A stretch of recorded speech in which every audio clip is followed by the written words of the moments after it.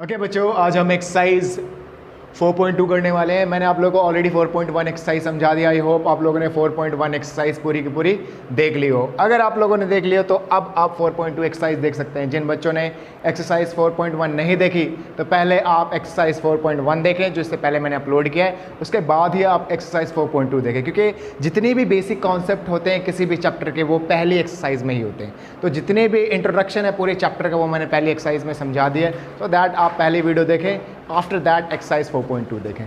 Now अब देखो, आपका जो सबसे पहला क्वेश्चन है, इन्होंने क्या कर रखा है, find the roots of the following quadratic equation by factorization method.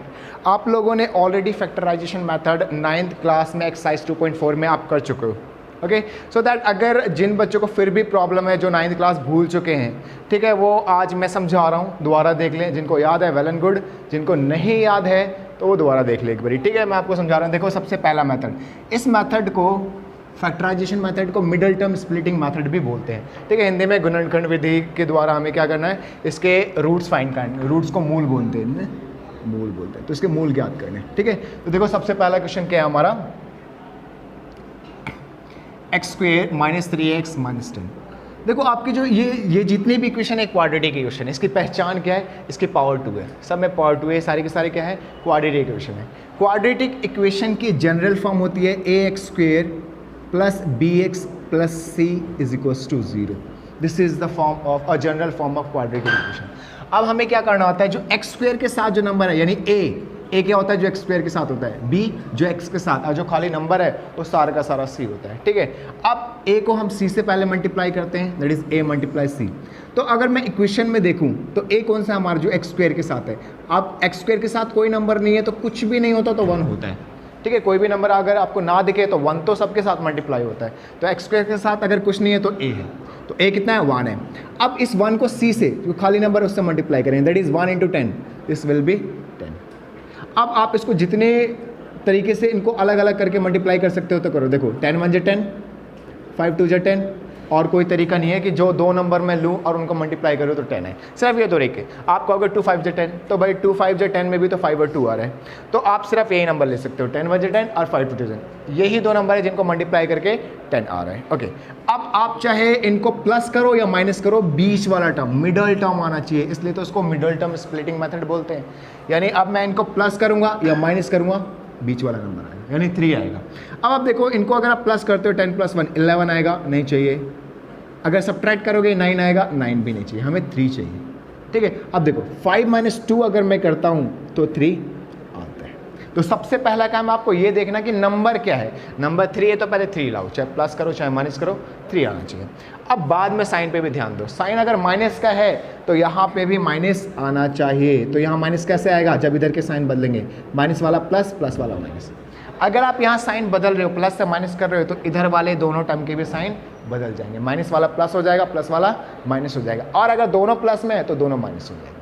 ठीक है, तो आप देखो इसको कैसे लिखेंगे। पहले वाले में कोई चेंज नहीं, x² है तो x², सिर्फ इसकी जगह पर मैं ये लिखने वाला हूँ -5x + 2x, क्योंकि देखो यहाँ पे 3 के साथ x भी है, इसलिए इन दोनों के साथ भी x आएगा। ठीक है, अब देखो ये -10।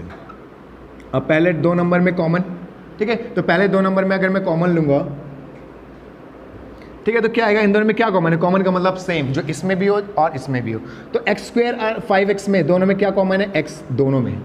तो यहाँ से अगर x² में से आपने x बाहर ले लिया तो x बचा माइनस, और यहाँ से x बाहर ले लिया तो आपका 5 बचा। अब जो फर्स्ट ब्रैकेट में आएगा वही आपका सेकेंड ब्रैकेट में आना चाहिए। अगर आपका नहीं आता तो आपने ज़रूर ये बीच वाले टर्म को मिडल स्प्लिट करने में कुछ ना कुछ गलती की है, क्योंकि अगर आपका फर्स्ट ब्रैकेट में जो है वही सेकंड ब्रैकेट में नहीं आया, दैट मीन्स आपने मिडल टर्म स्प्लिटिंग गलत की है। तो इस बात का आपको ध्यान रखना है। अब इन दोनों में कॉमन लें, तो आप देखो मैं इसमें से क्या कॉमन लूँ। देखो ये 2x है, ये x है, तो जाहिर सी बात है 2 बाहर निकालेंगे तभी बचेगा ये, और मल्टीप्लाई करने पर यही आना चाहिए। देखो 2 × x 2x, 2 × 5 = 10, मल्टीप्लाई करने पे यही आना चाहिए, और जो पहले ब्रैकेट में वही दूसरे ब्रैकेट में। मैंने इसकी तरफ ध्यान दिया, ये 2x है, ये x है, तो इसमें से मैं क्या बाहर निकालूं ताकि x बचा, तो 2 निकालेंगे बाहर, और साइन बिल्कुल वही है, ये प्लस, ये माइनस, ये माइनस, इसलिए साइन में कोई बदलाव नहीं। ठीक है, अब ये x - 5, बाहर वाले को एक साथ और अंदर वाले को एक साथ, तो ये जो दो बाहर वाले टर्म थे उनको एक साथ कर दिया, जो अंदर वाले थे उनको एक साथ कर दिया। ठीक है, अब हम क्या करेंगे, पहले इसको 0 के बराबर रखेंगे, x minus 5 is equal to 0, तो x will be is equal to 5। इसको 0 के इक्वल रखेंगे तो x plus 2 is equal to 0, x is equal to minus 2। तो जो आपके रूट्स आए, जो x की वैल्यू होते हैं वही रूट्स होते हैं, तो ये दोनों आपके वैल्यूज हैं। ठीक है, सिंपल था ना। इसका एक और पार्ट देख लेते हैं अब हम। मैंने आपको फर्स्ट पार्ट समझाया है, इसका थर्ड पार्ट और देख लेते हैं क्योंकि इसमें रूट है, तो रूट से बच्चे थोड़ा घबराते हैं, तो एक बार इसका थर्ड पार्ट भी देख लेते हैं। ठीक है, तो फर्स्ट पार्ट मैंने आप लोगों को समझा दिया ना, एक बार थर्ड पार्ट देखते हैं।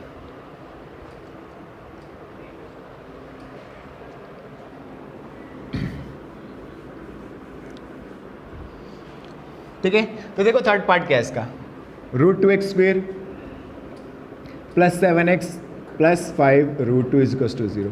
तो फिर से अपना वही कॉन्सेप्ट, जो x स्क्वेयर के साथ जो नंबर है a को c से मल्टीप्लाई करेंगे, तो a को c से मल्टीप्लाई करने पे कितना आएगा, आप मल्टीप्लाई करके देख लो, √2 मल्टीप्लाई 5 √2, तो भाई बाहर वाला नंबर बाहर वाले के साथ मल्टीप्लाई होता है तो 5, और √2 मल्टीप्लाई √2 क्या होगा 2, क्योंकि अगर रूट वाले सेम होते हैं ना, जैसे √5 मल्टीप्लाई √5, तो रूट वाले बिल्कुल सेम है तो रूट हट जाता है। सिमिलरली √2 मल्टीप्लाई √2 क्या हो जाएगा 2, तो 5 टू कितना है 10।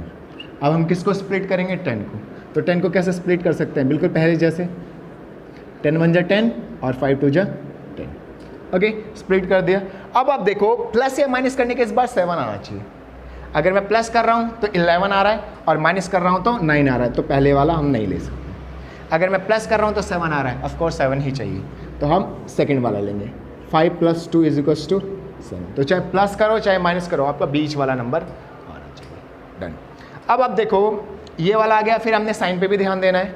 यहाँ साइन प्लस का है तो प्लस का है तो इसमें कोई चेंजेस नहीं है, अगर माइनस का होता तो हम साइन बदलते, बट प्लस का है तो कुछ भी चेंज करने की ज़रूरत नहीं है।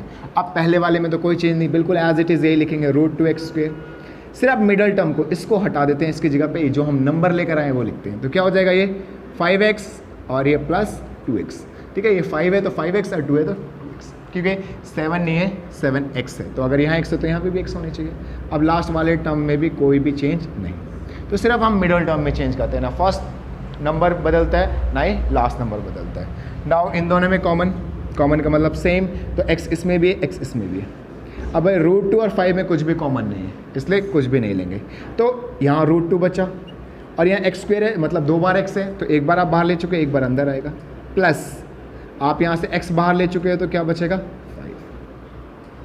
अब मैं आपको पहले ही बता चुका हूँ, जो फर्स्ट ब्रैकेट में आएगा वही सेकंड ब्रैकेट में आना चाहिए, जो फर्स्ट ब्रेसेस में है बिल्कुल वही टर्म सेकंड ब्रेसेस में भी होने चाहिए। ओके, अब देखो इन दोनों में मैं क्या कॉमन लूँ ताकि ये आए, तो आप देखो या 5 है या 5 √2 है, तो मुझे 5 √2 को 5 में चेंज करना है, तो मैं क्या बाहर निकालूँ √2। अगर यहाँ से √2 निकल जाएगा तो 5 बचेगा, तो हम क्या लेंगे बाहर √2 लेंगे बाहर। ठीक है, √2 ले लिया बाहर। अब √2 बाहर लेंगे, अब देखो साइन पे ध्यान देंगे, यहाँ प्लस का साइन यहाँ प्लस का साइन, तो यहाँ पे भी प्लस का साइन है, यहाँ पे भी प्लस का साइन, तो साइन में कोई चेंजेस नहीं, इसलिए यहाँ पे प्लस। ठीक है, अब जो अंदर वाले हैं उनको एक साथ और जो बाहर वाले हैं उनको एक साथ। ठीक है, अब हम इसको 0 के बराबर रखेंगे, तो √2x + 5 is equal to 0, √2x is equal to -5 and x is equal to -5/√2। ठीक है, ये कितना होगा x + √2 is equal to 0, x is equal to -√2। तो आपके दो आंसर आ गए, एक आ गया -5/√2 और एक आ गया -√2, ये दोनों आपके आंसर। ठीक है, this is your answer, that's all. ये आपका क्वेश्चन नंबर फर्स्ट था। ठीक है।